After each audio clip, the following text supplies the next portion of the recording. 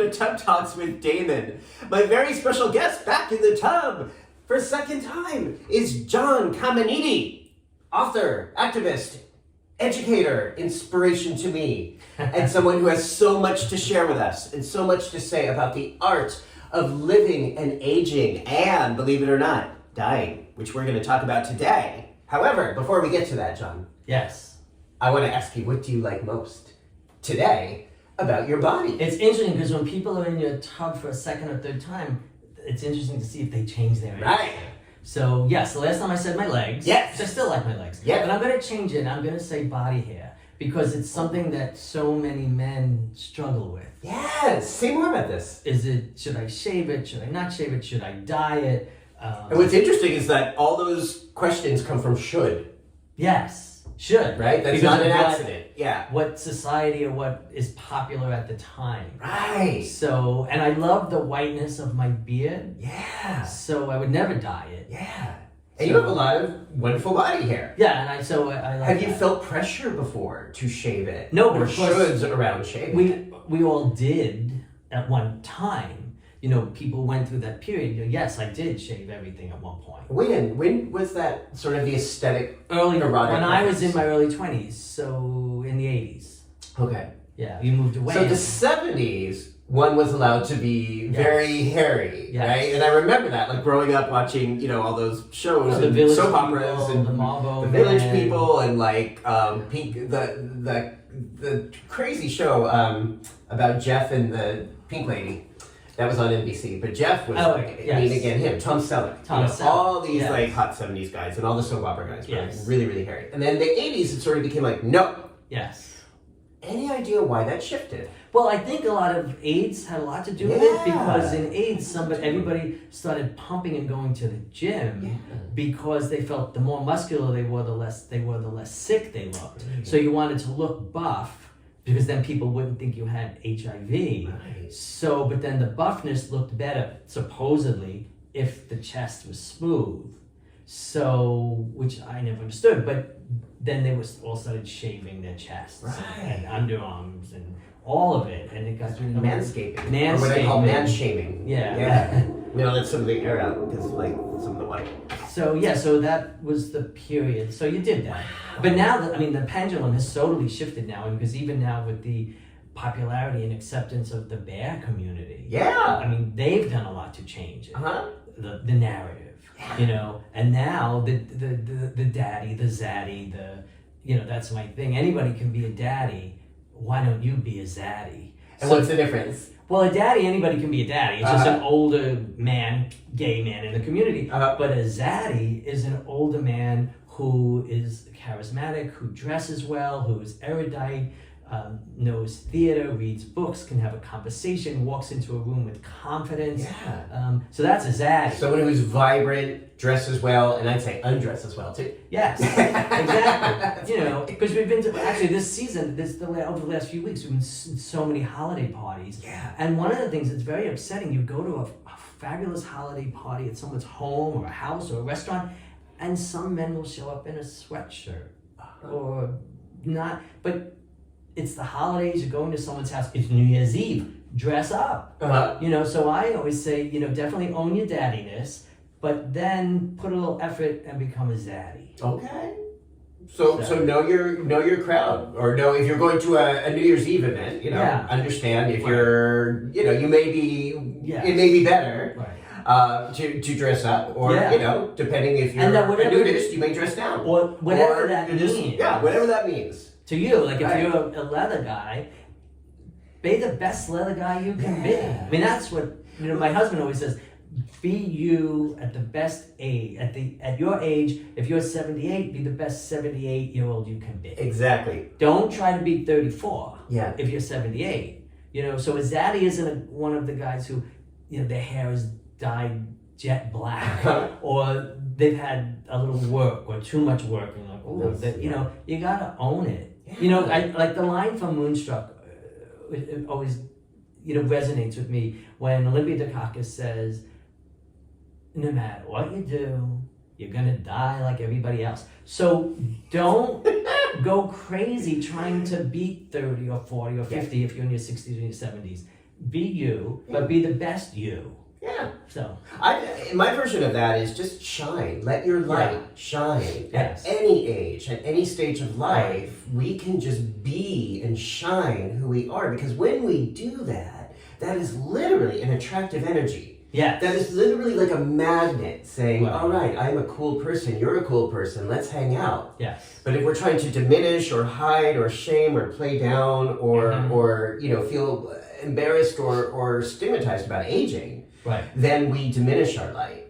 And then it becomes a self-fulfilling prophecy in terms of how people relate to you. Exactly. Like you and we spent some time in Mexico. Yeah. Like that, and which was wonderful, and it was with older men owning themselves. Yeah. Right? And well, that's one of the things I always say with kids today. I mean, I know I'm old because I say kids today. Yes. But younger kids today, I mean, they're all swiping on their Grindr or their Scruff, their Growler, their Daddy Hunt. And, I want someone 5'9", blonde, smooth, green eye, and they're like, oh, he's 5'8". Nope, sorry. Oh, he's 5'10". Nope. So, and they forget in the old days, well, I'm older than you, so you're always younger. I don't know if you had these experiences. How old are you now? I'm 63. Beautiful. But you in a bar, so you might be sitting in a bar next to a guy who maybe at first is not your type, but then you start talking, and he's fascinating. Yeah. He's traveled, or he's read some book that he mentions, or whatever, and then you're like, oh, it's hot. Yeah. But so if you're just scrolling for that 5'9" blonde, cut, uncut, smooth, whatever, and those only people you're meeting. I always laugh when they say, when you look and they say age, the age they're looking for, 27 to 31. I'm like, what if there's a great guy who's 32? Yeah. It makes no sense to me. Yeah. Because we met men of every age, of everything. You would meet, and like I said, it might not be someone you would think you would be attracted to, but then when the layers got cut away, and you saw what he did, or where he lived, or where he traveled, or then he became exciting. Yeah.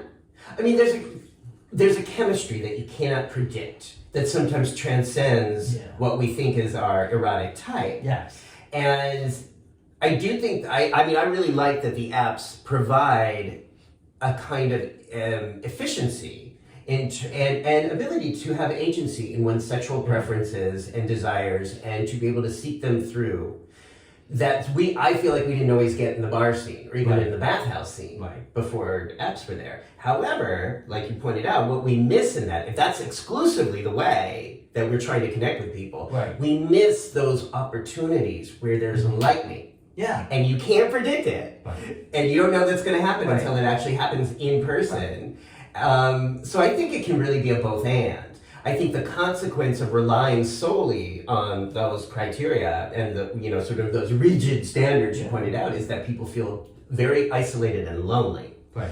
And I do think whether people are practicing that at any age, if they're only practicing connection through Grindr, they're going to feel pretty lonely. Yeah. And sometimes that's when they come to watch a TUB talk, or come to me as a therapist, or consult with you, is sort of in the aftermath of like, why do I feel so alone? Why am I gay in a city where it's so easy to be gay and yet feel so separated from everybody else? I'm not meeting anybody. Yeah. Did you go? Did you go anywhere? Did you go to the center? Right. Oh, just go to the center. Look at the board in the front. Look at all the meetings that are going on all day long, and say, oh, gay men into trains, or gay men who want to learn French. I mean, just put yourself out there. There's game night. There's nudist night. Everything. There can be we're in New York City. There's theater night. There's bowling night. There's rugby night. I mean, there's everything. Yeah. So for people who feel isolated and alone, and this really is the challenge of our time in the world, not just in America, and not just with queer people, with straight people as well, is what Vivek Murthy refers to as the epidemic of loneliness. Yeah. And how you speak so much to that in so much of your teaching and your education and the wonderful information you share with me and with our community about the celebration of living and connecting and playing. Yeah. And so I want to hear more about what I think we're getting to is Ars Vivendi. Ars Vivendi. Ars Vivendi. Ars Vivendi. Tell me. Okay. Ars Vivendi. Well, first we'll do, So how it happened is the first time I was in Italy alone, I was 16. And well, I wasn't alone, but I mean without parents or without family. So, and Wildly crazy. I was with a group of Franciscan brothers, and we stayed at a monastery in Assisi. And that's where I first heard about the Ars Moriendi, which is the art of dying. Right, which and we're going to get to. It is an old text Yeah. written in the 14th century after the plague, because the church was hit. Which plague? The bubonic plague. Okay. So the church was hit by the plague, and for Catholics, extreme unction, the last rites, getting the last Eucharist, that was important in order to get you to heaven, right? Yeah. But because so many priests were felled by the plague, they couldn't go out. So people were dying without that. So they wrote the Ars Moriendi, and it's steps for people who are at home and there's no priest, what they can do to limit their time in purgatory. And it's great, beautifully illustrated. And all the illustrations, the devil is like hovering because he's waiting to grab their soul. This is like 1400s? 1400s. Wow, okay. And it still exists today. And actually, devout Catholics actually revitalized it, rebooted it, revisited it during COVID, because priests couldn't come to give the last rites. So there were steps that you can do, and the family can do, and the patient can do, so they can die a beautiful death. They call it. So that stuck in my mind. I was like, that's interesting. But then many visits of going to Italy dawned on me, wait a minute, the Italians also know and have perfected Ars Vivendi, the art of living, because Italians know how to live. They just What is that? They just What does that mean? They enjoy life. They enjoy fighting. They enjoy lovemaking. Everything's very operatic. I mean, it just is. And one of the great things being in Italy is seeing older men wear color, a pink scarf, a purple sweater, and just go on their passeggiata at night, looking fabulous. Out loud. And so they perfected that. Wow. So older men embracing their light and shining with beautiful, bright colors. They're not hiding from the world. They're not hiding their bodies. They are saying, I am here. Yes. I'm living out loud. Yes. And it's sort of like in New York here, when I always say one of my favorite things to do if I'm feeling not depressed, because I don't get depressed, because I always can find something and that's my personality. Every morning I wake up, you can choose to have a good day or choose to have a bad day. I always choose to have a good day. And my husband and my sister always say, I would just love to live inside your head because nothing bothers you. Don't you ever get mad? Do you? It's very rare. It's rare because, I don't waste time on that a lot. I don't. But anyway, but if I do feel a little crazy, go to Bergdorf's and stand in the first floor. Just watch people.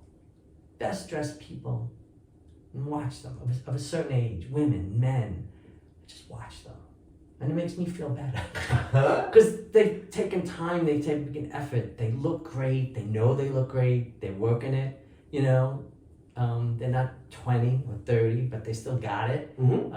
So the Italian, so that affected me. And then, so when I was going to retire, I decided I'm going to look at the Ars Vivendi. The Ars Vivendi is the art of aging. Okay. Ars Vivendi. Senescende. That'll be spelled out down below if people want to research this as well. So let's talk about what that means. So how to age well is, well, first of all, to not ignore it, right? Not ignore the aging process. Right. Welcome it. If there are things that are bothering you because of aging that are affecting you, see if there are ways to alleviate certain problems. As we all know, like I think I spoke about it the last time, andropause, male menopause, begins at 35. Certain things happen, but there are ways to alleviate symptoms, right? So speak to your doctor. Gay men don't do that. Gay men, first of all, don't usually speak to men in general, don't speak to their doctors.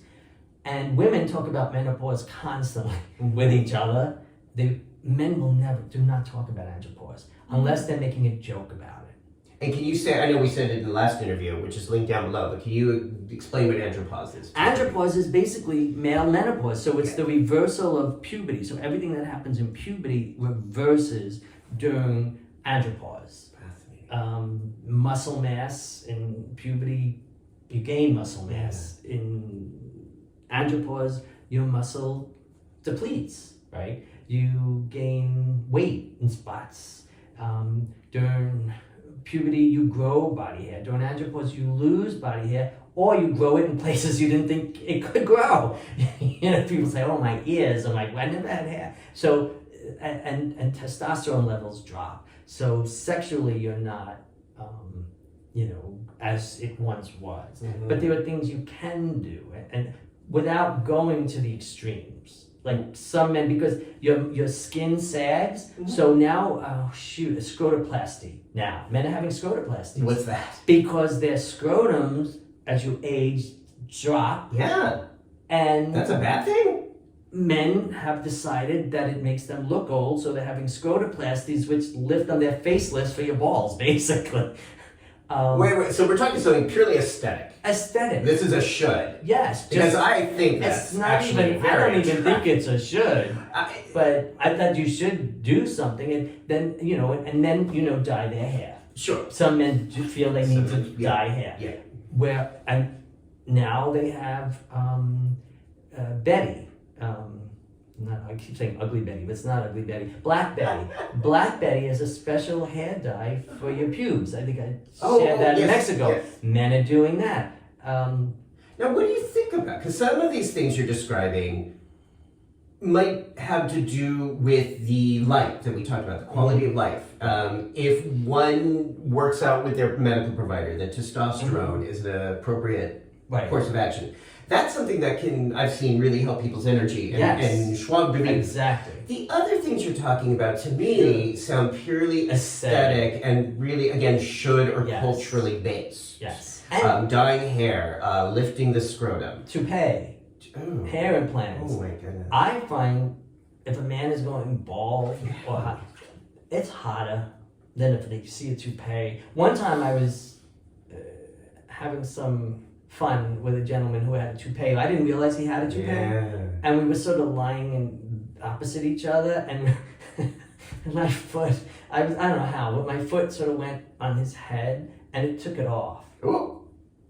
And you kicked the toupee. I kicked off the toupee and I almost died. He almost died of embarrassment. But bald, it came off, and bald, he had a totally different look. I was like, wow, he's hot bald. So I don't know why. It's more like being a zaddy. It's really embracing your beautiful bald head. Yeah, so I that saddens me when you see that. Yeah. Because they're not just they'll have jet black hair and a jet black beard, but a face full of wrinkles. Like, we know your age. Yeah. Just go with it.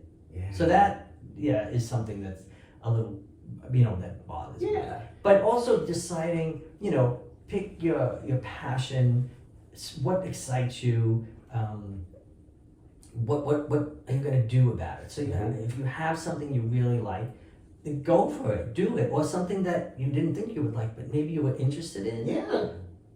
Do that, And since I've retired, I've been busier than when I was working. So, I've been teaching Tai Chi. And then also fitness is very important. So every morning I have a specific routine that you do, and I do. And it's cardio, it's weight training, it's Tai Chi, and balance. Balance is very important because as you age, you lose balance. And one of the worst things that happens is you fall and you break a hip. Yeah. Right? So if you work on your balance every morning for 5 minutes. What does that mean, work on your balance? There are different exercises you can do. Standing on one leg, or doing side, and not jumping jacks, but side jacks. So you both, one foot is always on the floor. Like that. And do exercises like that. Standing from a chair. Do you do the tree pose? I do the tree pose, yes. The more yoga pose, very helpful. Okay. So pay attention to balance. Because most injuries that happen when people get older is a fall, a broken hip, or something like that. So, yeah. And that can set somebody back physically and emotionally Yes. when they have to recover from that. Though people do, and we certainly know Oh, that yeah. people can recover yes. and get back their light and Totally. their savvy energy from that. Yeah. But, that can be a bit of a healing process. But back to the so Andropause. So men Yeah. most men will not discuss it with each other. Andrew, And they'll make a joke Yeah. about Andropause. I peed 4 times last night, and someone might laugh and say, "Oh, I peed 6 times," but that's as far as the conversation goes. Not why is that happening? Can you alleviate it? How can it be alleviated? Can it be alleviated? Yes. How? Well, many different ways. I myself had TURP, but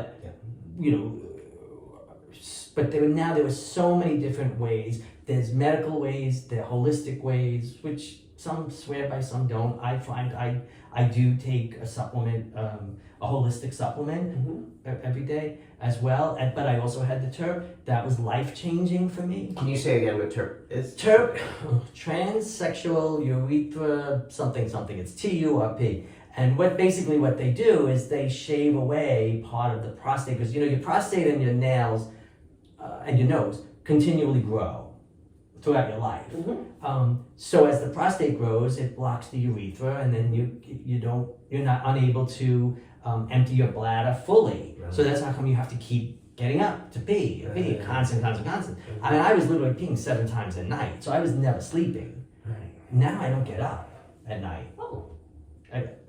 Because and I used to time my trips. Yeah. Like if I was going into Manhattan on the subway, I'm like, okay, if I'm gonna get on the train at 9, I can't drink anything after 8. Yeah. But if I'm 14th Street, I can pee at the center. And if I'm in the 50s, I can pee in Bergdorf's. If I'm here, I can pee in Lord and Taylor. Figure out where's the next bathroom, because New York City is not a friendly city for aging, because all the majority of the subway bathrooms are now shut. Oh yeah.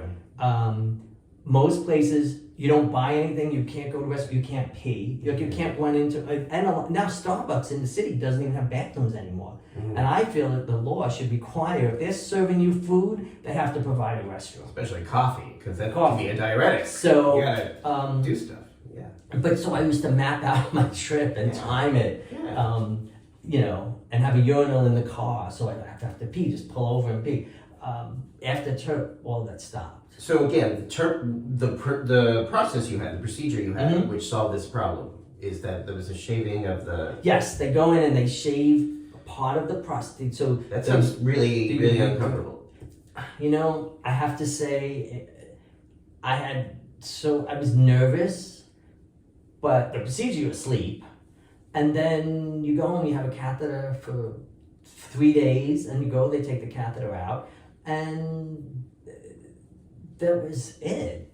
Okay. I mean, it was uncomfortable. The catheter, having a catheter is uncomfortable, and for a few weeks there's blood, but life changing. But men have to do research, because if you go online, because there are many different groups, especially on Facebook, of men who have different TURP, HOLEP, ITIN. There's so many different procedures now that you can have. TURP is still like the gold standard, but PAE is sort of inching up, and that's interesting, because my friend is having it next week. We're having lunch tomorrow, and you go and they cauterize it with laser. They actually kill all the veins leading to the prostate. It takes a longer period of time. It takes a year. So what happens is the prostate is no longer getting blood, so the prostate just automatically starts necrophilia. The prostate starts to necrophy or whatever. Yeah, I think the necrophilia prostate is strains. different. So but necrophilia, but necrophy. It's that. Okay. The word is related to that, very close. and the prostate dies. Wow. So as it dies, it shrinks. It's no longer blocking the urethra, and it's a less invasive procedure. So the procedure you had has allowed you now to live, more quality of life. And travel around New York and not have to worry about... Yes, bathrooms. Florida is very easy, because Florida is built for old people, so there's bathrooms everywhere.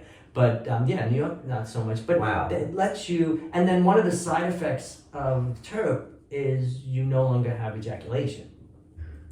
The doctor told me, and I was like, well, I'd rather sleep at night. I mean, I can't live like this. So that was a consequence of TURP, or the procedure? TURP of the procedure. However, 3 weeks later, I texted my doctor and said, I ejaculated. He said, oh, good. He said, we tell our patients you won't be able to, because it's much better that way than telling them you will be able to and then they can't. Oh. He said about 78% can no longer ejaculate. Wow. He said, you're one of the lucky ones. But isn't it great that you thought you wouldn't and now you do? So of course I'm like, yeah, this is great. So, but also you speak to, with the groups, if someone had TURP or someone had PAE or someone had HOLA or aquablation and it didn't work, they will then speak negatively about it. Right. Men who had the procedure and it worked, like for me, if someone said to me, oh, the doctor suggested 3 procedures, TURP is one of them, sure. For me, I would say TURP, because it was life-changing, it was terrific. Yeah. And the other thing is because the surgery is done by a urologist, for the most part, they're only trained in 1 or 2 procedures. So your urologist is obviously going to recommend the procedure that he does because then he gets paid. Ah. So you do research and Do the research. Okay, so people have questions. Definitely, I mean, I always recommend, if and when possible, to have a consistent relationship with a medical provider who knows you, who understands, and if they don't know something, they know how to help you get the answers to these complicated things. What other? Oh, there's some noise in the hallway because we're in the middle of Brooklyn. Yes. So there's traffic in the hallway up and down. What other parts of art sensei? Okay. So the art of aging. Mm-hmm. What else fall? How does sex and sexuality fall under the art of Senescende? Yeah. Well, don't stop it. Yeah. Adjustments could be necessary, obviously, but put yourself out there. Don't think, and it's very funny. I have friends who they went on Daddy Hunt, and they posted on Daddy Hunt separately, and then they posted on Daddy Hunt as a couple, and as a mature couple, and oh my God, they went through the roof. There were a lot of men out there looking for a daddy or a zaddy. So don't assume, one, that you're not going to find anyone or someone's not going to be interested in you, right? Put yourself out there, go out and get involved and join clubs, go to, restaurants in Fort Lauderdale, like, not so much in New York, but in Florida, in Palm Springs. You could go to a restaurant and it's filled with gray-haired men, and they're at the bar every night. They're around the piano player. They're having cocktails together. They were going to dinners, and you meet, and then things develop from there. And I have to say, there are always rent boys. There are always rent boys. Yes, they were. And there's nothing to be ashamed about. Yeah. And sometimes it's easier. They come, you meet. The deed is done, and then they leave. You don't have to make them coffee, you don't have to serve them breakfast, and yes. So, and that has a negative connotation. Why? I don't know why, but I guess sex workers have always been looked down upon. Right. And then so men sometimes then they took it further. They said, "Well, I'm not a sex worker. I'm a sacred intimate." So. You say that like you don't see. You make me laugh. So, is there a difference? Do you think? I think so. Yeah. Yes, there is. So there are some people. So sacred intimacy, as has been talked about in this time, is a very specific kind of mentality, intention, and training. Yes. Sometimes people who do sex work are trained in sacred intimacy, but not always. Right. Sometimes they're not, or they don't always have a therapeutic intention as far as the sexual part. Right. But we're saying that you can pay for sex. You can pay for intimacy. Pay for intimacy. Pay for sacred intimacy, which is often a type of therapy. Yes. There are so many ways of obtaining connection. I often use a metaphor of like, well, I have a kitchen here in Brooklyn, and if I really, really want to, and if I really make the effort to, I could probably find a recipe and go to the grocery store and get the ingredients and figure out how to put those ingredients together in a fairly satisfying way if I really make the work and effort to do that. But I may not always want to do that. Just because I can cook or I can try to cook doesn't mean I don't like to go to a restaurant. Exactly. Right, so a lot of people go to restaurants and think nothing of spending hundreds of dollars on a great meal with them and somebody else, and yet have this blockage when it comes to paying for sex. Yes. And pay for food and drink. Right. You know, and cocktails here in New York are very expensive. You can make that shit at home, but you go out and pay for them because you're paying for the experience. Yeah. And sex work and sex connection does not have to be distinctive from that. No, and it's still, unfortunately, in many circles of friends that I have, they look down on that. Yeah. That's judgment. Right, so I get the stigma, and but that's what I'm challenging, because I think you challenge this too. Yeah. It's like, why do we stigmatize something Right. when we do this on so many other levels and other facets of our society, without question? Right. We pay for coffee at Starbucks, we pay for clothes at Bergdorf's, we pay for things, you know, a lot of things that we could necessarily get at a cheaper price or a lesser price.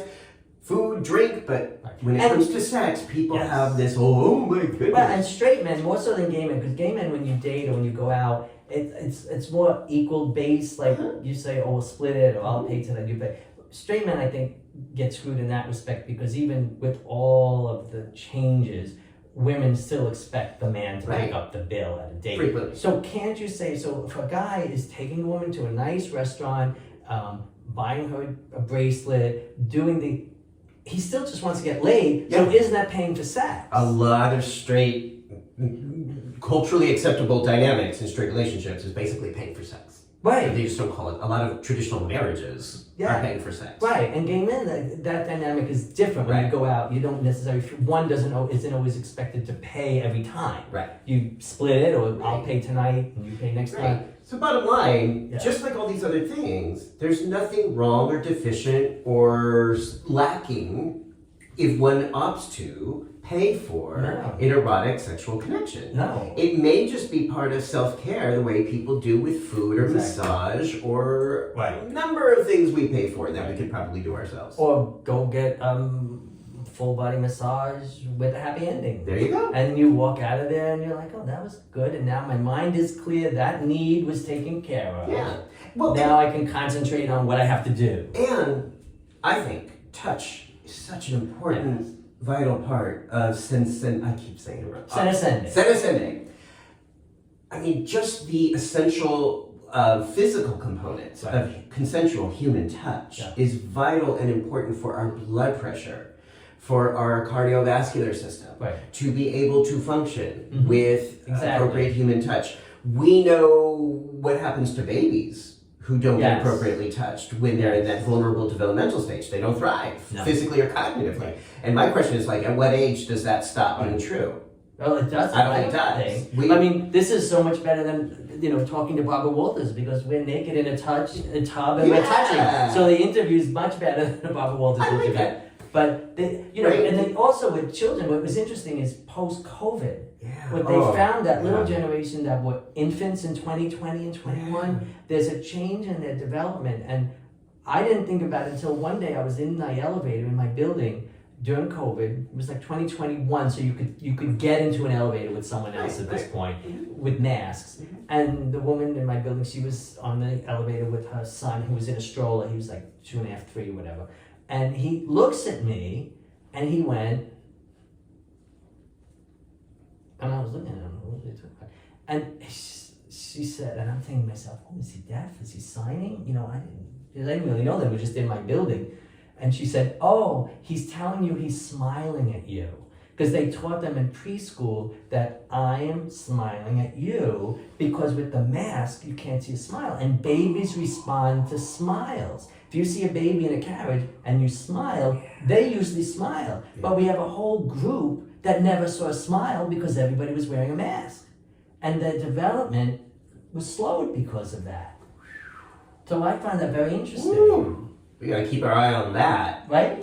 Because I like to talk about healthy aging a lot, but I think we're going to see the ramifications of this young generation that lost out on schooling, 2 years, 2 academic years. Yes. I don't know what that's going to look like. Yeah, we won't know. The interruption in social development. But they did say that has slowed their development. Wow. Because that connection. Right, And it's that's true. right. You see a baby, Right. if you smile at a baby, Right. they usually smile back. So exactly that connection, that touch, that friendship is what we need at all ages, Yeah. at all stages. Yes. And I think another thing you do by example is help men of all ages, but especially men over 60, you help them understand that connection and family and sex and erotic touch is so vital and important for our health and development. Right. And what did I just see something they were showing? What was it? Was it something on the documentary on Abe Lincoln. I don't know if you've seen it. It's the new documentary on Abe Lincoln and his lovers. And it's all historically, I mean, of course. And they're men, right? Yes, all men. Yeah. And of course, we are, I mean, if you've seen Oh Mary, obviously, did you see Oh Mary? I cannot get a ticket! It's brilliant. Yeah. And the whole undertone was him and his lovers with Mary Todd Lincoln and his male boyfriends. But to see the documentary, one of the things Abe, because he always spooned. And I'm watching, it was very interesting because with senior couples that I've worked with or spoken with, 70s, 80s, maybe they can't maybe have sex, but how important spooning is in the morning or at night with your partner. Just spooning.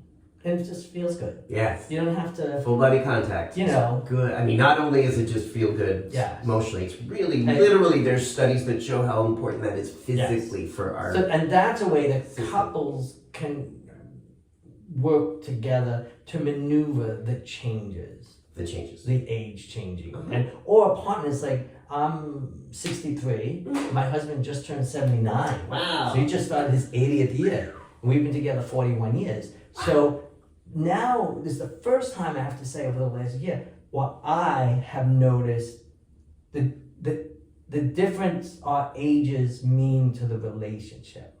Which is what? Well, he no longer wants to travel. So if I go to Italy, I have to go by myself. If we go to Florida together. But, you know, so you're aware of that. That's like, oh, there are changes. So you have to respond to that and take action, right?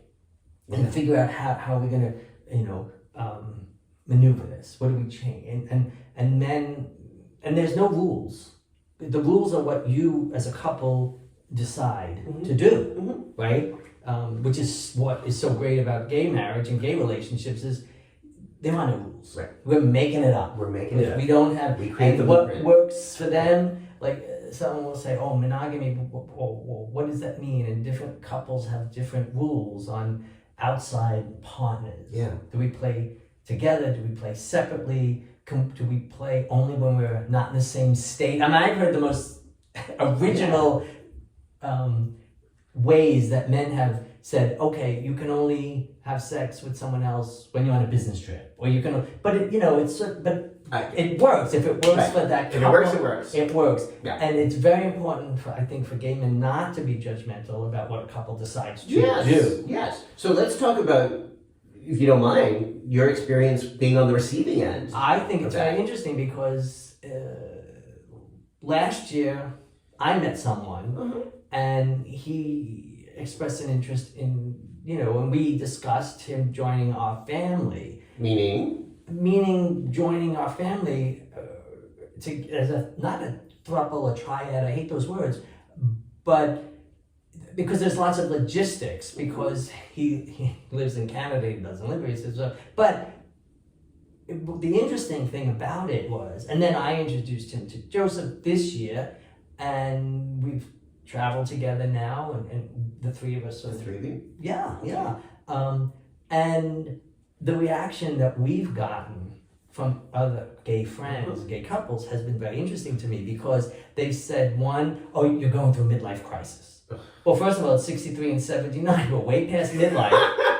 So we're talking about someone inviting someone into your safe place in a way that is intimate, vulnerable. And he's 33. He's 33, but this is an emotional, intimate, physical connection into your family. Yes. Okay.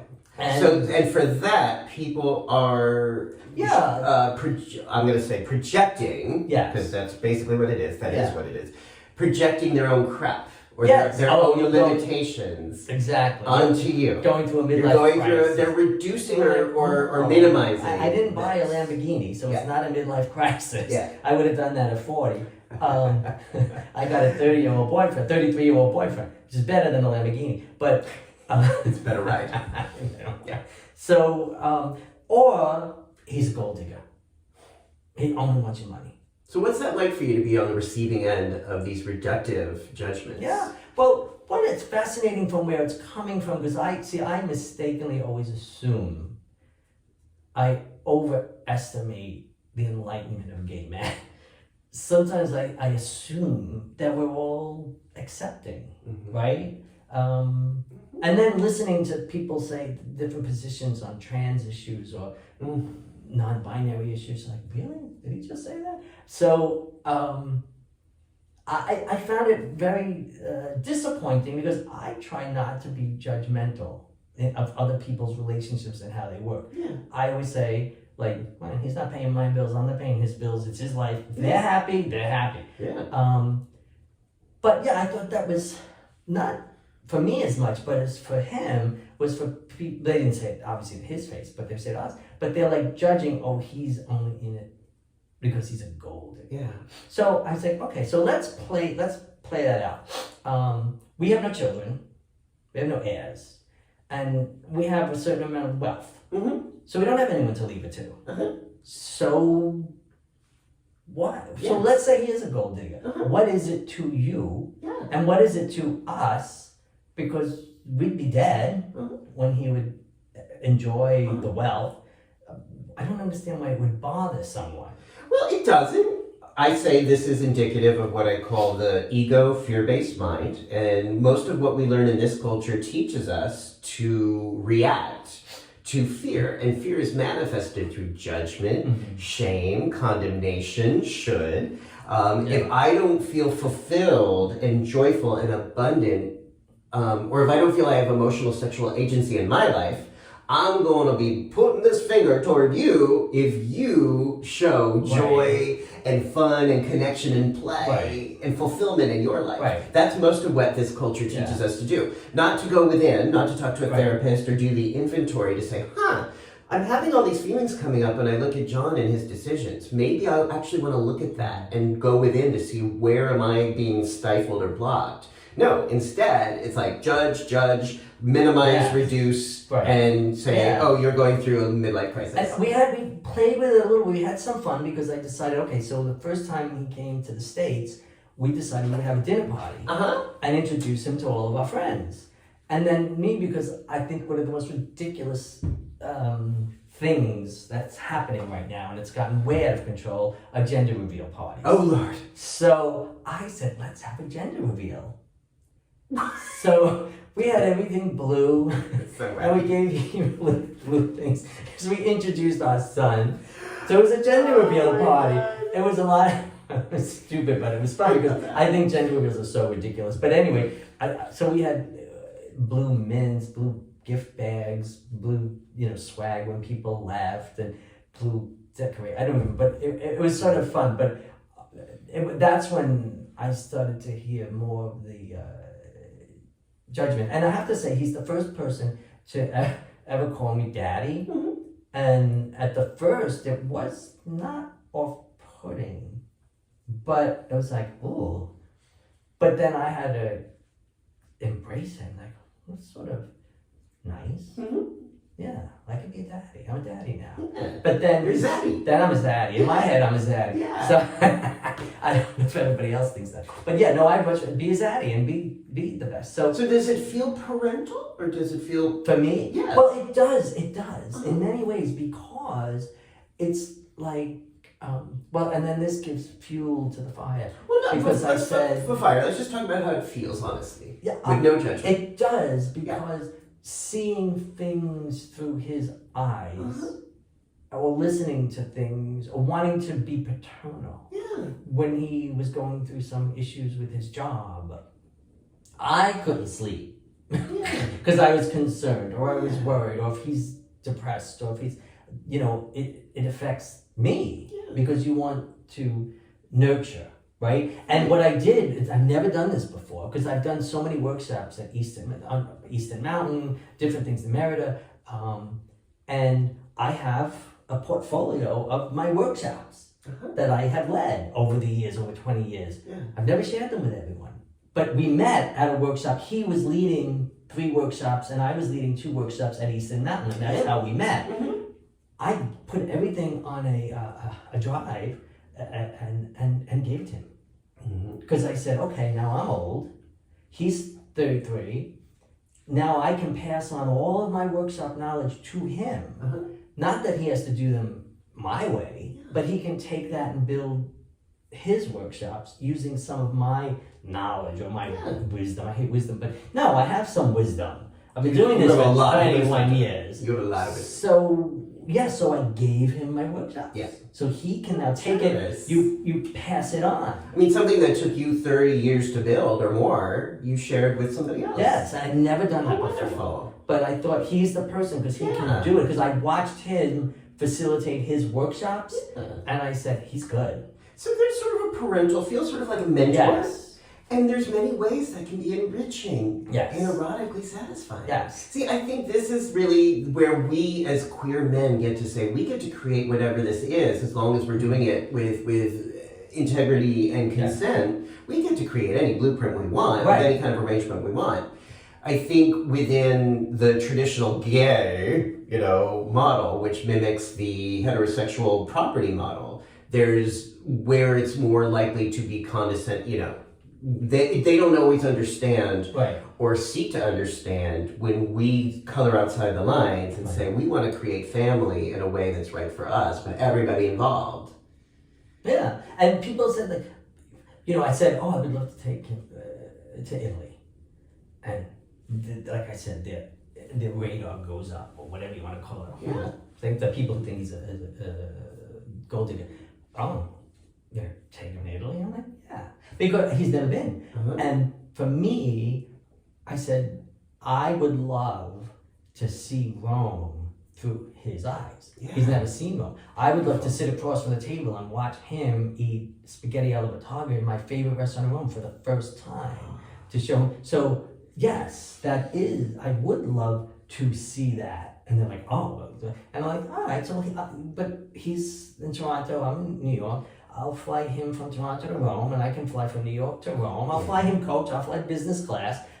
He doesn't have to get business class, but it's like, What would you, when you share this part of your life with other people, what would you like their response to be? That's great. Have a good time. Or when I say that, say, well, what's your favorite restaurant in Rome? So something like that. And I have to say, I haven't said his name, so I don't want to do that but I'm also like, one of the greatest pleasures recently that I had was stepping back and observing him and my husband make love. It was very satisfying for me. Gosh. There was no jealousy, no nothing. For me, the 2 men that I love connecting on that level was brilliant, right?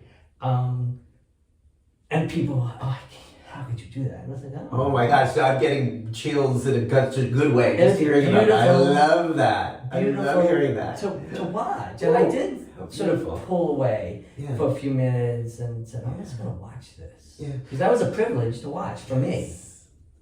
Yes. To share. To share together. So beautiful. Yes. And if people were open, they could experience more of that in their lives. Yeah. Again, instead of the traditional mindset, which often leads people to be afraid and lonely and isolated and divisive. Yeah. And I do think so. I don't know if I said, but from when I was very young in high school, I read Camino Real by Tennessee Williams. Okay. And the Lord Byron character has a quote in the play, and it says, make voyages, attempt them, there's nothing else. That line spoke to me when I was 15, and then when I read T.S. Eliot's the Coca, I don't know if you read the 5 the quartets plays, poems, there's old men need to be explorers. And that line spoke to me. Mm. So, in part of the Ars Vivendi is that yes, old men still need to make voyages or explore, and don't regret. Only regret what you haven't done. Don't regret what you've done. You can feel bad, and I have to, when I measure my life in 63 years, I can say I only regret 2 things in my whole life that I've ever done, and everything. And both involve me not treating separately 2 men with the respect that they deserve. Okay. But in my defense, both of those instances happened when I was in my 20s. Yeah. So when you're in your 20s, you do stupid things. And you learn. And you don't, and you're very selfish. Yes. Just like I said, aging with sex, like you said, I think older men are better lovers. Oh yeah. Because you're not selfish, you're patient, you're concerned with your partner's pleasure, you don't have inhibitions. If someone says something outrageous, would you like to try this? You're more prone to say, I'll give it a try. Well, when you're 20, maybe it was just me, there were many things in my 20s that I would have never done. Yeah.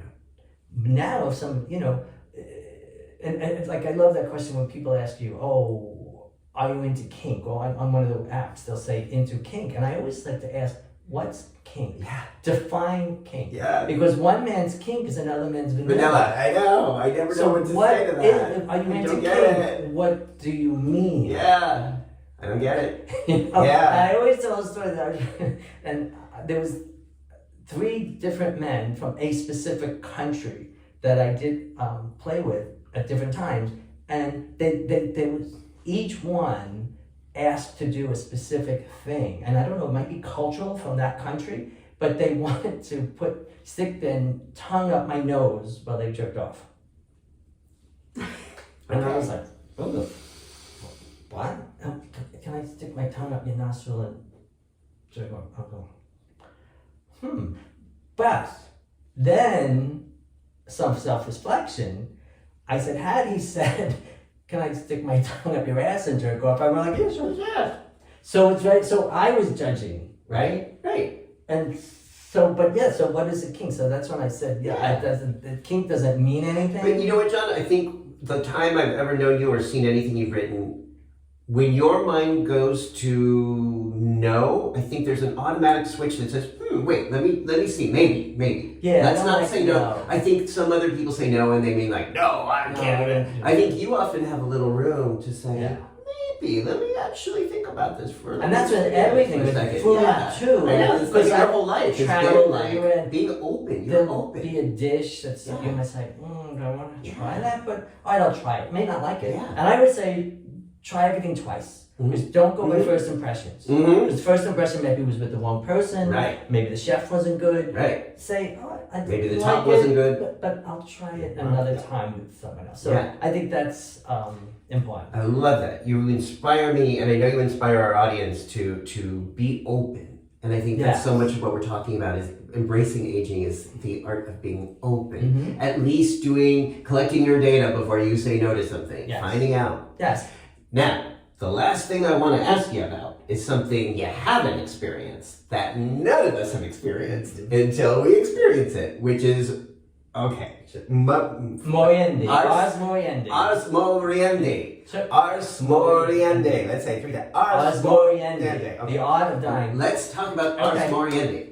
People your say, approach. oh, have a beautiful death. There's no beautiful death. Death is messy, right? Is it? Yeah, it is. When you read the book Final Exit or the other one on how to die, what happens when you actually die. Yeah. And then people have different ideas. Was it when the heart stops? Was it when you take your last breath? Yeah. When your soul leaves your body? Like, different people have different definitions of what death is, right? What's yours? And I have to say when your heart stops. Okay. When it stops and everything. But then even that, biologically, for 2 hours after that, the body is doing things. So your heart has stopped, but the body has functions that are happening. So are you dead? I don't know. So you have to think about that. And then in the old days, it's funny, everyone used to die at home. then everyone died in hospitals. Now it's reversing. Most people are dying at home again. And because of in-home hospice. Okay. Right? What are your thoughts? Do you ever think about your own death and what? I did this week because I was in a terrible car accident. And my car was totaled. And everybody says, when they see the pictures, like, how did you walk out of that? I don't know how it walked out of that. What happened? I was coming home, a guy ran a red light, hit me, full force, he was speeding. And then my engine actually was pushed up out of the car and I couldn't, the brakes wouldn't work. And I just kept going and going and going. Somehow ended up on the sidewalk and stopped by hitting a tree.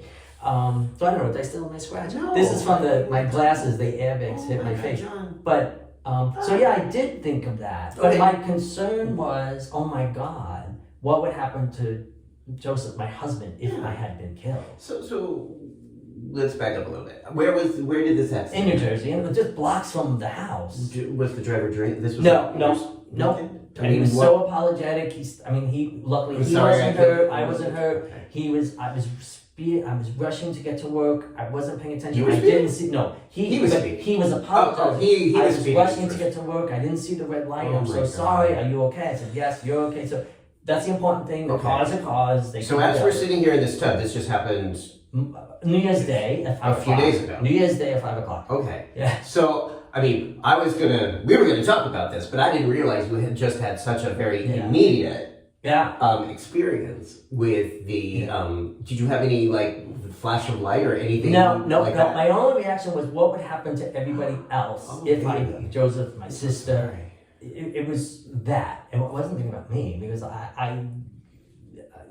Are you in any pain right now? No. It was a miracle. They just called me before I left to come here. The insurance company, the medical division called to see did I want treatment? I was like, no, I'm fine. I am fine. Wow. So, so you have to think, and everyone used in the old days. You said, what were their last words, right?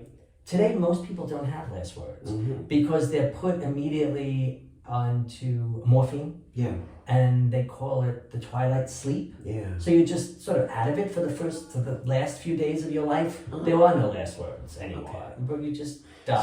So thinking about what just happened, but I also know that you've been thinking about this before that. What kind of death, if you have a choice, if you have agency in the matter, what would it mean for you to have a good death? Is there such a thing? Yeah, I say that Thelma and Louise with my husband, we would go together. So that neither one is left alone. I think that would be, in my mind, that would be, sometimes people say they get, not jealous, but they don't think it's fair that the only people who know the exact moment of their death, who are they? Murderers on death row. Oh. Because they know you're going to die at midnight tomorrow. Good point. Nobody else has that. Is that a privilege or is it a curse? What do you think? What would you want? Maybe I would like to know because I would like to plan my last meal. Yeah. What would you want for your last meal? My last meal, pasta. Definitely pasta. Really? Definitely pecan pie with ice cream, pasta. Lobster. Would you make it or would you? Is there I would love to make it. No, I would make it. Okay. Lobster, pasta, chickpeas. Ooh. Yeah, I would definitely do it. And would you want Joseph there or other people? Your other partner? If it's my last meal, probably me with my phone. What, you're gonna go on Grindr for your last meal? I'd be on my phone. Facebooking. I'd be Facebooking it. Taking pictures. Oh my gosh. But but that is true. The only people who know the exact moment of their death are people who are being punished. Right. And That's interesting. See? Well, I think, and I hope in this country, that might change in the next 20, 30 years. Right. Well, President Biden just commuted the sentences of everyone but 3, right, on death row, because he knew that the incoming administration couldn't wait to restart it because Biden had put sort of a stop on federal executions. Well, I guess what I mean for those of us who would think about this is what that might mean, being able to make that choice. Right. To have that control, right. that agency, and possibly that peace if and when we decide to do so, and how we might create culture and community and conversation around this. I mean, I have friends who have the cocktail. Right, in so their refrigerator. that's the cocktail. In the refrigerator. So we're talking like, So if they get to a point, they will take the cocktail and they will die peacefully. Like when I was a kid, you saw Soylent Green, fabulous movie. That scene, what is it? Soylent Green. Oh. It's a great film. Okay. Classic from the 70s.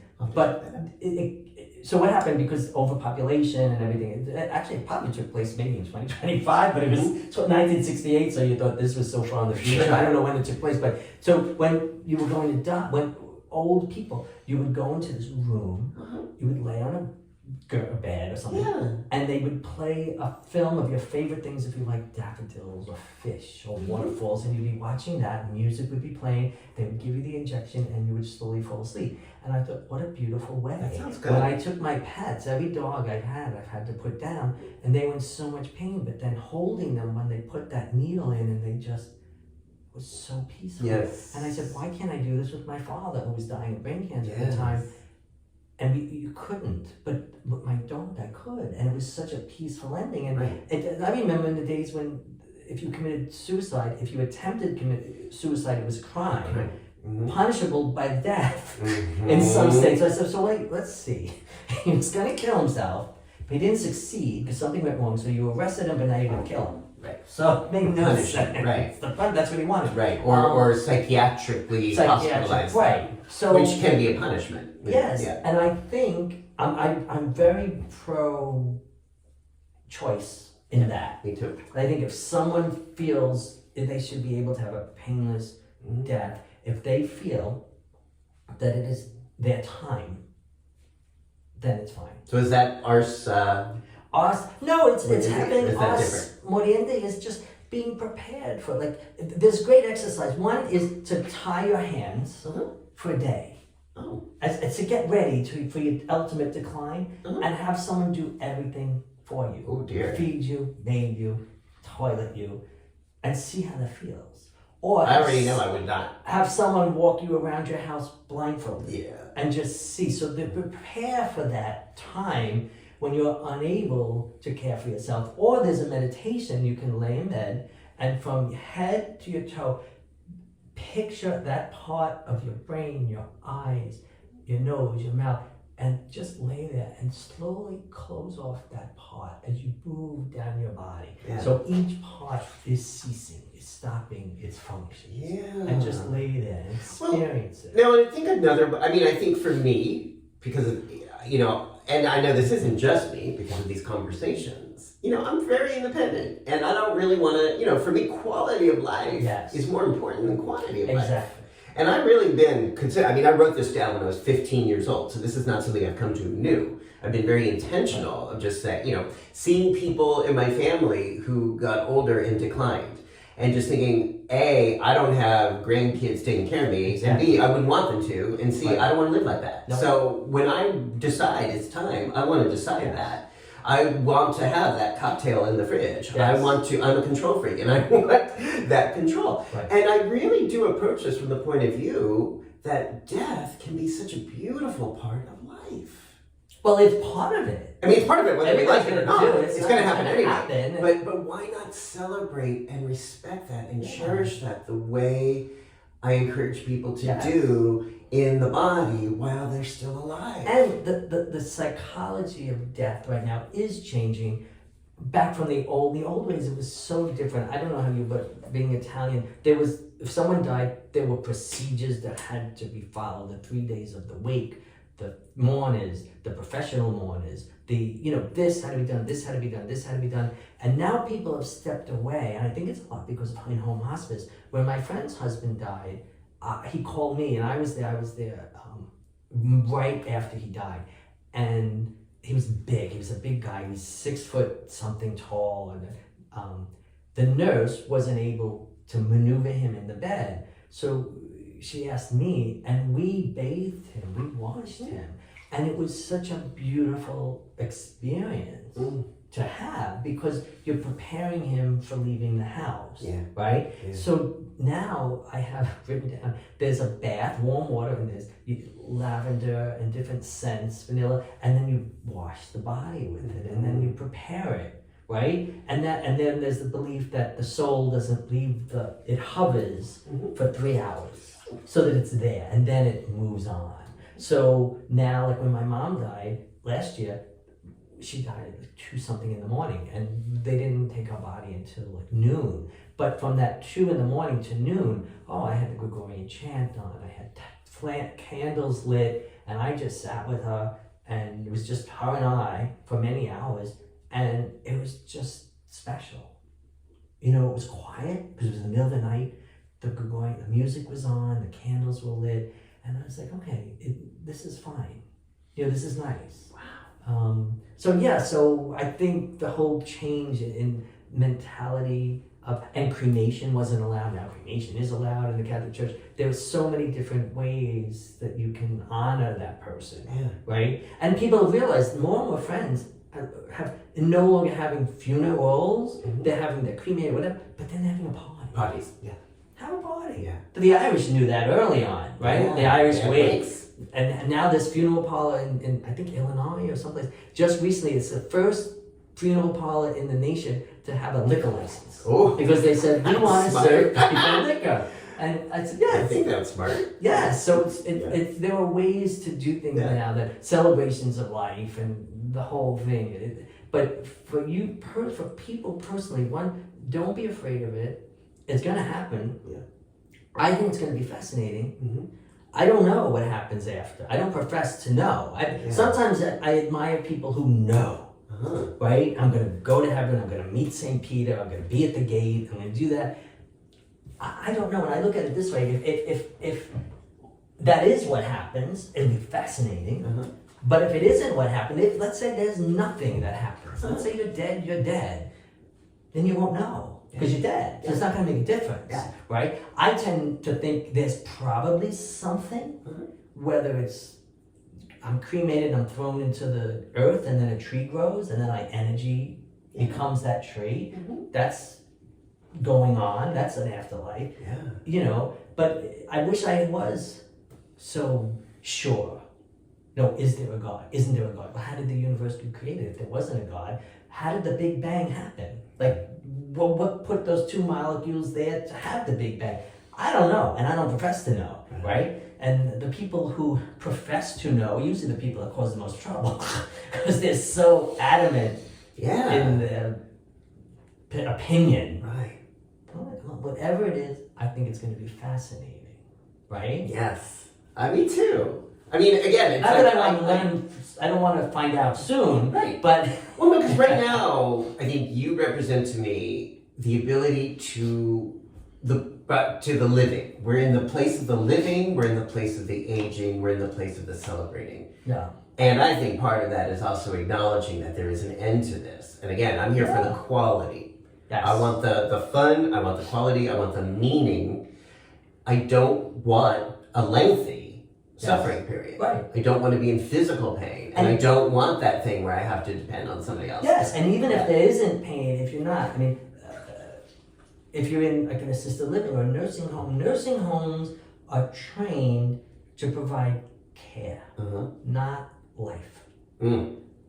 It's not a life. It's not living. If you can't walk out the door on your own and go get a piece of paper, a newspaper, piece of pizza, or a drink, or say, you know what, I want to go see this movie. I want to go to the movie. Once you lose that control over your life, it's not living. You're existing. Right? That's how I feel. And I don't want to exist. That's why I want to have this conversation with you about ways we can be intentional about this. When you say people get the cocktail, what if somebody says like, well, I want the cocktail, not just plan B, I want that. How do they do that? Well, our friends who have dual citizenship, so they were able to get it in that country, in Scandinavia. Or you can, in Oregon, I think, and in Washington now, it is legal, but you have to have 2 doctors certify that there's nothing mentally wrong with you. or that you're just not going through a depression. A depression, yeah. Because we know that people who are severely depressed can often be suicidal, Yes. which is kind of a different thing from what we're talking about. Some of the medications they put people on cause suicide. Sure. Or or can have side effects of suicidality. Or drugs people take. So they say two doctors before they actually give it to you. Yeah. You have to just check that Right. out, which I guess makes sense. I mean, that would make sense to me that you're not doing this because of chemical reason or a substance abuse or severe. In my mind, if it is that way, if because you're depressed, you want to kill yourself, you probably wouldn't go to a doctor for a prescription. You would do it some other way. You would at usually home. do it You would in a way that's quick or easy possibly and violent. Exactly. So if you just the thought of someone going through that process to me means it's not just that they're depressed from it. Because and I always thought what would be fabulous was the way to do it would be go on a cruise, the black tie, get in a tuxedo, have a fabulous dinner, wine, champagne, and then jump off the ship. Until I found out that when you jump off a cruise ship, you're sucked into the engine and chopped up. And I said, no, then I'm going to scratch that idea. No, I'm scratching that idea. I don't want that. I don't want a violent death. Yeah. No. The injection or the cocktail and I just fall asleep. Yeah. Perfect. That to me feels correct for now. And again, I'm talking a long way off, but I think I like the idea of being intentional and having these conversations both in person with my friends and also writing them down. And documenting that I'm thinking about these things, having a will, having healthcare proxy, power of attorney, and just to me that feels medical empowering. directive, all of that should be done. That helps me feel at peace and also more present with my current purpose and pleasure. Right. And if you want something specific, write it down. Make sure it's notarized or witnessed. My uncle, he wanted to be cremated, but he wanted his ashes scattered on a nude beach because he used to love going to the nude beaches. So that's what I did. I had him cremated. I took his ashes to Hallover Beach and I scattered his ashes on the nude beach. Nice. Do you have any thought about cremation or where you would work? Oh, definitely cremation. Where do you want your ashes? In a waterfall, in a forest, in Pennsylvania. It's someplace in nature. I don't want a marker where people are going to go or not go because it goes. But no, what's going to happen is happen. I'm not worried about that. Beautiful. Thank you, John. Thank you. You're so amazing. I really appreciate you taking time. People don't realize it's snowing outside. Oh, it's nice. So we're sitting here in the middle of a snowstorm. Beautiful snow. But you took time to talk with me again. And I love the bling. Thank you. And show up and really help us think critically about what it means to live, what it means to age, what it means to connect, and what it means to die. And I think if we continue to have these conversations, things are going to go a lot better. Yeah. And people said, you're going to hate retirement because I was at work 7:30, 8 in the morning. I didn't leave till 8 at night. Oh, you're going to hate it. You're going to have nothing to, you're going to be bored. 5 weeks after I retired, they contacted me, asked me, did I want to come back 2 days a week as a consultant? No. No. You did it. You're doing it. I'm done and I'm enjoying it and I'm having the best years of my life. Someone asked me, would you want to be 20 again, 30 again? And no. Even with the knowledge I have now, no, I'm good. No, I would not. And for me, those were really the years that were devastated by AIDS. Yes. And also, just my own mental health was not fully formed at those ages. Right. I wouldn't have the ability to have the peace personally, professionally, spiritually, and sexually that I have today. No. At those earlier ages. So I like 50s just fine. Right, because I think you're exactly 10 years younger than me. Yeah, right? 53. Yeah. 63. Yeah. Okay. So if people want to follow you and see what you're up to and just watch you on this journey of life, where would they go? What would you prefer for them to do? Facebook, Instagram, I have those. I don't do any of the others. Okay. So that's easy. Okay. Okay. And follow maybe my play might be produced this year, so we'll see. And if so, let me know. I'll put the link down below and I will be there so people can do that. I want to thank you so much for your time. And if you like this interview, if you like this conversation, then, subscribe down below because there's now, 170 of these episodes now. I know. 2 of them with you. Yeah. And, just these I have an different... aunt who's in her 80s in Florida, and she watched the first one with me that you did. And now she watches all of your interviews. Oh and my gosh. It's so funny because she goes to church, and she says, "Oh, I'm learning so much from the man in the tub." What's her name? Rose. Thank you, Rose. Thank you for. It's Oh my so gosh, funny. I'm very touched. Because when you do something like this, you never know where it's going to end up. So I'm And very some of grateful the to hear that. conversations are very graphic, and They she's are. loving it. They are.